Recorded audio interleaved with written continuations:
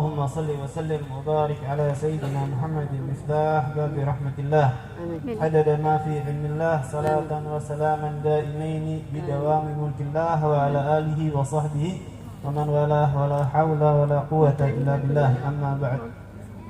Hadratul Muhtaramun, pada yang terhormat guru kita bersama yaitu Al-Habib Mahdi bin Hamzah As-Segaf beserta para jajaran dewan guru daripada Majlis Syababul Khair yang dirahmati oleh Allah Subhanahu wa taala, dan juga segenap para jamaah Majlis Syababul Khair yang juga insyaallah mendapat cucuran rahmat dari Allah Subhanahu wa taala. Amin. Alhamdulillah, dengan berkumpulnya kita di sini kita mendapatkan banyak hikmah, mendapatkan banyak ilmu, mendapatkan manfaat mujalasatus sholihin. Kita berkumpul di sini sama para asatidz kita, bersama para habaib, bersama para ulama-ulama yang mana Allah memberi nadrah khusus terhadap beliau ini, sehingga nadrah pandangan rahmat dari Allah kita dapat percikannya, kita dapat istilahnya dapat cipratannya juga.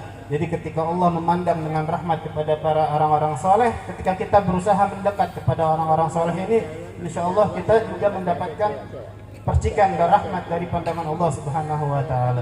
Di sini saya nggak panjang lebar, saya cuma mau meneruskan tadi apa yang disampaikan oleh Al-Habib Mahdi untuk gimana supaya anak-anak ini kita mesti pondokkan. Jangan sampai anak-anak kita ini nggak ngerti ilmu sama sekali, nggak paham agama sama sekali, karena ilmu agama ini apa bekalnya dia nggak hanya di dunia, sampai di akhirat, sampai bapaknya meninggal itu masih bermanfaat bagi si anak ini. Jadi setidaknya ketika seseorang memondokkan anaknya, seseorang anak masuk ke pondok pesantren dengan niat untuk menuntut ilmu agama, setidaknya ada beberapa yang manfaat atau faedah yang bisa didapat. Yang pertama, yang sudah pasti mendapatkan ilmu agama ini sudah merupakan kewajiban bagi setiap umat Islam, sebuah kewajiban bagi setiap dari kita ini. Thalabul ilmi fardhatun ala kulli muslimin, kata Rasulullah sallallahu alaihi wasallam. Maka dengan masuk ke pondok kita niatkan kita mau menuntut ilmu. Begitu juga kalau orang tua mau masukkan anaknya ini ke pondok, ya Allah, ini saya wakafkan anak saya untuk agamamu, saya wakafkan anak saya untuk menuntut ilmu di jalanmu. Ketika anak ini sudah menuntut ilmu dan menjadi orang besar, menjadi orang yang alim, menjadi orang yang berilmu, ketika dia mengajarkan ilmunya, ketika dia bermanfaat dengan ilmunya, maka tidak hanya anak ini saja yang bermanfaat. Manfaat ini akan berdampak juga kepada kedua orang tuanya. Jadi ketika orang tuanya sudah wafat, ketika orang tuanya sudah berada di alam barzah, ketika anaknya sedang mengajar, ketika anaknya sedang mengajarkan ilmu, pahalanya tetap ngalir ke orang tuanya. Pahalanya tetap ngalir kepada orang tua yang sudah membiayai anaknya untuk menuntut ilmu, kepada orang tua yang sudah meridhoi anaknya, melepaskan anaknya untuk untuk menuntut ilmu di jalan Allah Subhanahu wa taala. Dan yang kedua, di pondok pesantren ini akan diajarkan untuk bagaimana berakhlak. Anak-anak di pesantren nggak mungkin nggak diajarin akhlak, pasti diajarin yang namanya akhlak. Bagaimana akhlak kepada kedua orang tuanya, bagaimana akhlak terhadap guru-gurunya, bagaimana akhlak terhadap teman-temannya, kepada kakaknya, kepada adiknya. Sebagaimana tadi Ustaz kita mengatakan, zaman sekarang nih anak banyak yang berani melotot sama orang tuanya, banyak anak yang berani bentak sama orang tuanya. Beberapa kejadian di berita kita lihat, ngotot minta handphone, ngotot minta motor, akhirnya apa yang dilakukan orang tuanya bisa dipukul, orang tuanya berani, dia bahkan ngebunuh orang tuanya pun berani gara-gara masalah nggak dibeliin handphone, masalah nggak dibeliin motor. Naudzubillah. Ini akhir zaman sudah makin kacau balau, anak udah nggak berakhlak lagi sama orang tua. Nah, dengan dimasukkan ke dalam pondok pesantren, kita harapkan insya Allah anak-anak ini ketika lulus dari pesantren atau bahkan sebelum lulus dari pesantren pun dia sudah mengerti akhlak, bagaimana cara dia berakhlak kepada ibunya, cara berakhlak kepada bapaknya, bagaimana ketika dia di pagi hari menyambut orang tuanya, dia cium tangan, mau keluar rumah cium tangan, pulang ke rumah cium tangan lagi, dengan minta doa sama orang tua. Jangan kita keluar rumah, ini anak-anak muda, jangan sampai kita keluar rumah gak minta restu orang tua. Karena kalau kita keluar rumah dengan restu orang tua, insya Allah kita dalam lindungan Allah Subhanahu wa taala. Jadi kita jangan keluar rumah nyelonong aja, buka pintu nggak ada assalamualaikum, nggak ada izinnya. Begitu juga pas pulang kita assalamualaikum, cari ibunya, cari bapaknya, cium tangan. Karena apa? Dengan cium tangan tersebut, dengan minta doa kedua orang tua, Allah akan melindungi kita dari keluarnya kita dari rumah sampai kita kembali ke rumah. Semuanya itu dalam penjagaan dari Allah Subhanahu wa taala. Dan inilah pentingnya akhlak.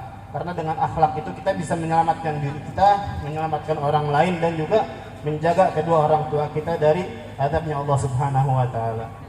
Setelah itu dengan masuknya ke pesantren juga anak kita dilatih untuk sering-sering mujahadah satu solihin tadi, berkumpul dengan orang-orang soleh. Bagaimana dia beradab kepada guru-gurunya, beradab kepada para ulama. Bagaimana dia supaya dia bisa dekat khidmah kepada orang-orang soleh, bisa khidmah kepada orang-orang alim. Karena dengan khidmahnya kepada dia orang alim, sama seperti tadi, Allah akan memberikan madrasah khusus kepada dia sehingga dia ini menjadi orang yang bermanfaat. Karena banyak orang-orang alim itu berkahnya guru. Gak mungkin orang gak menjadi alim tanpa dia berbakti kepada guru. Ketika orang berbakti kepada guru, meskipun dia belajarnya gak begitu banyak, belajarnya yang penting dia istiqomah, walaupun dia belajarnya sedikit tapi diberi futuh oleh Allah Subhanahu wa taala. Akalnya dibuka oleh Allah sehingga dia menerima ilmu seperti yang ilmu sebagaimana yang tidak mungkin dia belum pernah terpikirkan, tapi Allah Subhanahu wa taala memberikan dia ilham yang luar biasa sehingga dia dapat mengetahui apa-apa yang dia merasa belum belajar, tapi Allah berikan dia futuh di situ sehingga dia dengan mudahnya menerima ilmu, dengan mudahnya menerima berbagai macam keberkahan dari guru-gurunya. Karena banyak misalnya kisah seperti Al-Habib Umar bin Abdurrahman At-Tasrih Ratib dengan muridnya Syekh Ali bin Abdullah Baras. Beliau itu mendapat gelar sebuah kehormatan karena dia khidmah kepada gurunya. Sampai-sampai Al-Habib Umar bin Abdurrahman At-Tasrih Ratib mengatakan, aku nggak mau terima Al-Fatihah dikirim kepadaku kalau nggak disertai dengan Syekh Ali Baras. Karena pernah diceritakan pada suatu ketika Syekh Ali Baras ini sedang mengabdi kepada Al-Habib Umar Sahib Ratib. Lalu Syekh Ali Baras beserta para murid-murid lainnya di majelis Al-Habib Umar. Kemudian pada suatu saat datanglah satu sosok. Lalu Al-Habib Umar mengatakan kepada murid-muridnya, itu adalah Nabiullah Khidir alaihissalam. Bayangkan Nabiullah Khidir hadir di majelis Al-Habib Umar. Lalu ketika murid-murid semuanya nih, murid-muridnya Al-Habib Umar mengurubuti Nabiullah Khidir alaihissalam. Lalu ketika semuanya mengurubuti Nabiullah Khidir, sisa satu Syekh Ali Baras tetap bersama Al-Habib Umar. Karena apa? Karena Syekh Ali ditanya sama Al-Habib Umar, kenapa engkau enggak ke sana juga? Nabiullah Khidir juga katanya.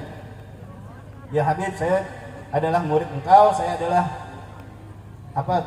talibul ilm, saya adalah murid setiamu, maka saya tetap berada di sisimu walaupun ada Nabiullah Khidir alaihissalam. Lalu dengan keberkahan tersebut jadilah Syekh Ali Baras menjadi orang yang besar, menjadi orang yang alim, menjadi orang yang penuh manfaat dan bermanfaat bagi orang-orang yang ada di sekitarnya. Dan insya Allah dengan kita memondokkan anak-anak di pesantren, dengan memondokkan anak-anak di berbagai, dengan hadirnya majelis ilmu, dengan sering-sering kita hadir majelis ilmu, insya Allah kita akan diberikan hidayah oleh Allah Subhanahu wa taala, mendapat taufik dari Allah Subhanahu wa taala, diberikan kemudahan untuk beribadah, diberikan kemudahan untuk taat kepada Allah Subhanahu wa taala. Dan semoga kita keluarnya dari tempat ini membawa nur cahaya ilmu, cahaya akhlak dari Nabi Muhammad sallallahu alaihi wasallam, dan juga mendapatkan keberkahan daripada ulama-ulama, para asatidz, para habaib yang hadir di tempat ini. Hadza minni wa hadani Allah wa iyyakum ajma'in. Assalamualaikum warahmatullahi wabarakatuh.